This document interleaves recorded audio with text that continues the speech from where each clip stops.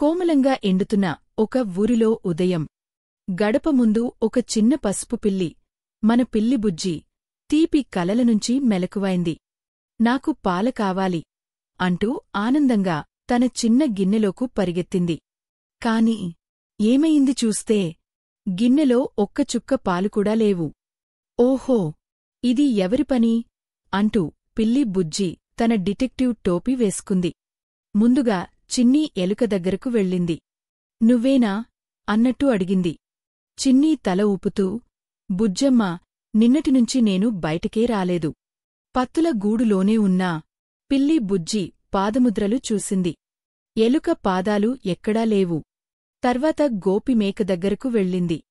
గోపి, నువ్వేనా నా పాలు తాగింది? గోపి సిగ్గుగా తల వంచింది. బుజ్జమ్మా, నేను గిన్నె తాక తేలియాకుండా కిందపడేశాను. పాలు కిందకి పోయాయి. నేను దొంగకాదు. సారీ చెప్తున్నా. పిల్లి బుజ్జి నవ్వింది. నిజం చెప్పినందుకు థ్యాంక్స్ గోపి.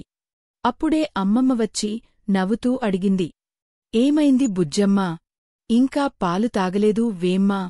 పిల్లి బుజ్జి గర్వంగా, అమ్మమ్మా, నేను ఈరోజు డిటెక్టివ్ అయిపోయాను. ముగ్గురూ, పిల్లి బుజ్జి, గోపి, చిన్నీ, కలిసి కూర్చుని అమ్మమ్మ ఇచ్చిన కొత్త పాలు తాగారు. మొరల్: నిజం తెలుసుకోకుండా ఎవరిని